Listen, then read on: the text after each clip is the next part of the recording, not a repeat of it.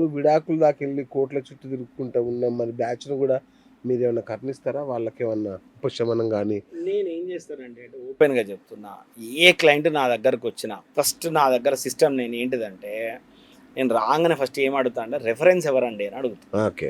ఇది ఒకటే అడుగుతా, వేరే ఏం అడగ. Date of birth, time of birth ఇవ్వండి అని చెప్తా. అవును.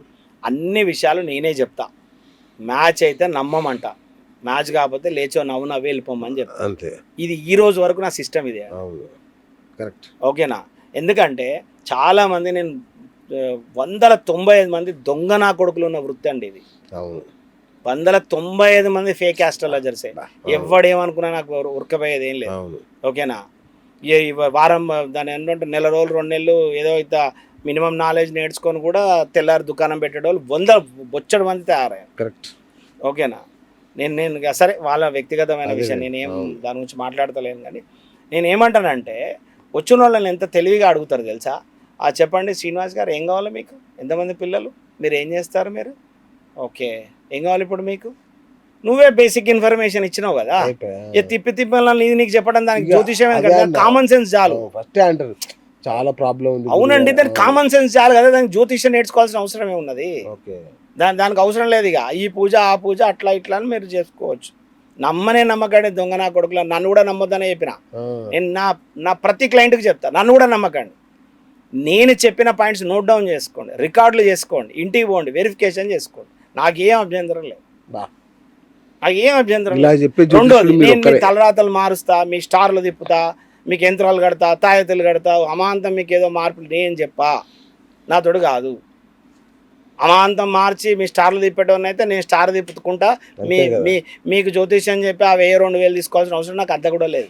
నాకు వచ్చిన విద్య ఇది, నాకున్న అనుభవం ఇది. ఉన్న అనుభవం పేరకు మీ జాతకంలో ఉన్న బలం ఏందో చెప్తా, బలహీనతలు ఏందో చెప్తా. మీ లైఫ్ మీరు ఎలా డిజైన్ చేసుకోవాలో నేను కొంత సపోర్ట్ చేస్తా. ఎప్పుడు ఎలాంటి నిర్ణయాలు తీసుకోవాలో చెప్తా, అంతే. ఇప్పుడు అష్టమ గురువు ఉన్నదండి ఎవరికైనా, ఇదే టైంలో వివాహాన్ని ప్రయత్నం చేస్తారు, వద్దని చెప్తా నేను. అంతేగాని నేను రాజ్య పని చేస్తా, ఈ పూజ చేస్తా, కన్యకా పాశుపతం చేస్తా, 50,000 చేయండి, 1,00,000 చేయండి, ఇక పోండి ప్రొసీడ్ కమ్మని చెప్పా. నేను ఏం చెప్తా అంటే అష్టమ గురువు అండి, మనం ఎంచుకున్న మ్యాచెస్లలో తప్పడడుగు వేసే అవకాశం ఉంటుందండి. బెటర్ ఈ నెగిటివ్ టైం ఎందుకంటే వదిలేయండి, మనం నెక్స్ట్ ఇయర్ చూసుకుందామండి అని చెప్తా. అంతేగాని ప్రొసీడ్ కమ్మని చెప్పాను. అయితే మీరు అడిగిన క్వశ్చన్కి మళ్ళీ స్ట్రేట్ అవే ఆన్సర్ ఏంటంటే, వచ్చినటువంటి వాళ్ళని ఏం చెప్తా అంటే, దయచేసి ఎవరైనా దూరంగా ఉన్నారు భార్యాభర్తలు, నా దగ్గరకు అబ్బాయి తరపు వచ్చిండు, నేనేం రిక్వెస్ట్ చేస్తా అండి అంటే, ఒకవేళ జాతకాలు కనుక చిన్న లోపాలే ఉన్నాయి, పెద్ద మేజర్ ఇష్యూస్ ఏం లేవనుకోండి, రిక్వెస్ట్ చేస్తే వాళ్ళని ప్లీజ్ నాకు ఒక్కసారి అమ్మాయి వాళ్ళ తల్లిదండ్రులతో నాకు 5 నిమిషాలు మాట్లాడడానికి నాకు అవకాశం, నేను మాట్లాడతాను అని నేను ఒప్పించి కలిపిన సందర్భాలు కూడా ఉన్నాయి. ఓకేనా? ఇంకా అద్భుతం చెప్పాలా, కోర్టులో కేసు నడుస్తూ ఉన్నటువంటి వాళ్ళను నేను కన్విన్స్ చేస్తే బ్రహ్మాండంగా కేసు విత్డ్రా చేసుకొని వచ్చి బ్రహ్మాండంగా ప్రొసీడ్ అయ్యి మంచి చక్కగా ఆడపిల్ల కూడా పుట్టింది రీసెంట్గా. నేనేం పూజలు చేయలే, మళ్ళీ నేనేం అద్భుతాలు చేయలే, నేనేం ఇది చేయలే. నేను ఏం చెప్పిన అంటే, మీ జాతకంలో బలం ఏది, బలహీనత లేవింది, ఈ టైంలో ఈ లోపాలు ఉన్నాయి, ఇవి సరిచుకోండి, ఈ విషయాలలో మీరు మారండి, సరిపోతుంది. అంతే. నేను కూడా మారినాను కదా, నేను మహాకోపిష్టిని. ఈ ఇంటర్వ్యూలో చెప్తే తప్పేమో, నేను యాక్చువల్గా నేను మహాకోపిష్టిని, ఎప్పుడు చూడలేదు మిమ్మల్ని. నేను మహాకోపిష్టిని. పాప నేను మా ఆవిడని చాలాసార్లు, కొంచెం సిగ్గు విడిచి చెప్తున్నా, నేను మా ఆవిడని చాలాసార్లు కొట్టిన. ఆ కోపంలో హ్యాండిల్ చేయరాక నా ఏజ్ నా టెంపర్మెంట్ నా కోపంలో కొట్టిన. ఇప్పటికీ నిర్మమ మాట ఇంతమంది ఇంటర్వ్యూలో చెప్తాను నేను, ఇప్పటికీ 100 సార్లు ఫీల్ అవుతా, ఒక్క పొరపాటు చేయకుండా ఉంటే బాగుండదు. అంటే మారాలి కదా. తను పాపం ఓడ్చుకున్నది కావచ్చు, తను ఆగింది కావచ్చు, మారతాడేమో అనుకున్నదేమో, మారినాను కదా. ఆ మారాలి అనే ఆలోచన నాకు కూడా ఉండాలి కదా. మొత్తానికే ఎట్లయితే గట్లయితే అంటే నేను ఏం చేయలేను. అంతే కదా. పూర్తిగా విరుద్ధంగా మాట్లాడతా ఆర్గ్యుమెంట్లు చేస్తే నేనేం చేయలేను. కానీ ఎవరి దగ్గరికి వెళ్ళినా కొద్దిపాటి ఎఫెక్ట్ ఉన్న నేను ట్రై చేస్తా. నాకు ఈ విషయంలో నాకు నచ్చట్లేదండి, అందుకే విడాకులో పోదాం అనుకుంటున్నాము అనేది ఏమన్నా ఉంటే కనుక మాత్రం నేను పూజలు చేస్తా మీకు అని నేను చెప్పను. కానీ నాకు 15 నిమిషాలు అవకాశం ఇస్తే నేనైతే కలుపుతా. సూపర్. ఖచ్చితంగా ఖచ్చితంగా అంటే కలవగలిగే జాతకం ఉంటే అదేలేండి, ఉంటే చేస్తాను. నేను ఖచ్చితంగా నేను వాళ్ళకి అర్థమయ్యేటట్టు చెప్తా. అరే నేను వాళ్ళకి ఫస్ట్ ఏం చెప్తా, అరే నేను కూడా మూర్ఖునిరా, నేను మారినరా, నేను మంచిగా ఉన్నారా, ఇప్పుడు నేను హ్యాపీగా ఉన్నా, ఇంకా నీ దాంట్లో లోపం ఇదిరా, ఈ విషయాలలో నువ్వు మార్చుకో అని చెప్తా. నేను అమ్మాయి దాంట్లో చెప్తా, అమ్మ నీ దాంట్లో ఇగో ఈ జాతకంలో ఇట్లా ఇట్లా గ్రహాలు ఇలా ఉన్నాయమ్మా, దానివల్ల నీ ప్రవర్తన నీ చేష్టలు ఇట్లా ఉన్నాయి, అది ఆయనకు నచ్చడం లేదు. సైంటిఫిక్గా చెప్తా, గ్రహాల ప్రకారంగానే చెప్తా, బ్రహ్మాండంగా కలిసి ఉంటారు. నేను చెప్తున్నాను కదా. అదేలేండి. మరి సంతానం కలగని వాళ్ళ పరిస్థితి ఏంటి గురించి వాళ్ళకి ఏం చెప్తారు? సంతానం కలగని వాళ్ళకి నేను ఒక చాలా ఇయర్స్ నుంచి, అంటే నేను దగ్గర ఒక 22-23 ఏళ్ళ నుంచి రీసెర్చ్ చేశాను. ఓకే.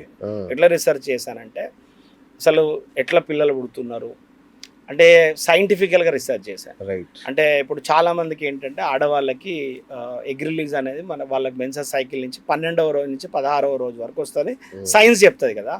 అయితే జ్యోతిష్యంలో ఏంటంటే దీనికి సంబంధించి నేను చాలా చార్ట్స్ ప్రిపేర్ చేశాను, కొన్ని వందల చార్ట్స్ ప్రిపేర్ చేశాను. ఓకే. ఆడపిల్లలు ఎట్లా పుడతారు, మగపిల్లలు ఎట్లా పుడతారు, వాళ్ళ వ్యక్తిగతమైన గోచారంలో పిల్లలు ఎట్లా పుట్టిళ్ళు.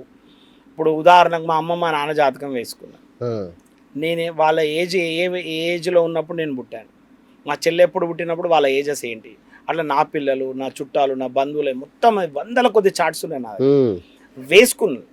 ఎట్లా పుడతారు పిల్లలు, ఎట్లా ఏంది ఏం సంగతి. సరే ఇప్పుడు ఉన్నటువంటి ఒక మోడర్న్ దాని ప్రకారంగా అడమైన తిండ్లతో కూడా కొంచెం హెల్త్ సైడ్ ఎఫెక్ట్స్ వల్ల కూడా సఫర్ అవుతున్నారు, అది డిఫరెంట్ ఇష్యూ.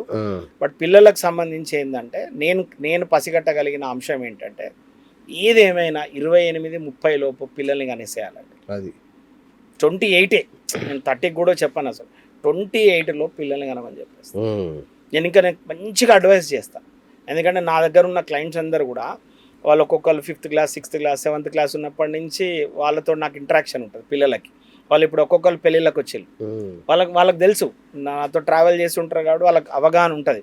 నేను పిల్లలకు మంచి కూర్చోబెట్టి చెప్తాను, నా మాట వినండి నాన్న, బిడ్డ నీ జాతకంలో ఈ ఇష్యూ ఉన్నది బిడ్డ, నీ జాతకంలో గురువు బలహీనంగా ఉన్నాడు, నీ ప్రోటీన్ లేయర్ తక్కువ ఉంటుంది బిడ్డ, సో గర్భసంచి కొంచెం వీక్ ఉంటుంది, కొంచెం కిందికి జారే అవకాశం ఉంటుంది బిడ్డ, నీ మంచి ఏజ్లో ఉన్నప్పుడే నువ్వు ప్రొసీడ్ అయితే బాగుంటుంది రా నాన్న, నీకు థైరాయిడ్ వచ్చే ఛాన్సెస్ ఉన్నాయి, తర్వాత హార్మోన్కి ఇన్బ్యాలెన్స్ అవుతావు, మళ్ళీ ఈవీఎఫ్లు అని చెప్పి మళ్ళీ నాలాంటి చుట్టూ డాక్టర్ల చుట్టూ తిరగాల బిడ్డ, నా మాట విను, రేపు ఎన్ని పైసల్లో ఏం చేసినా దీన్ని అయితే మనం మార్చుకోలేం కదా బిడ్డ, కొంచెం తొందర మనం పెళ్ళికి ప్రొసీడ్ అవుదాం బిడ్డ అని కన్విన్స్ చేస్తా.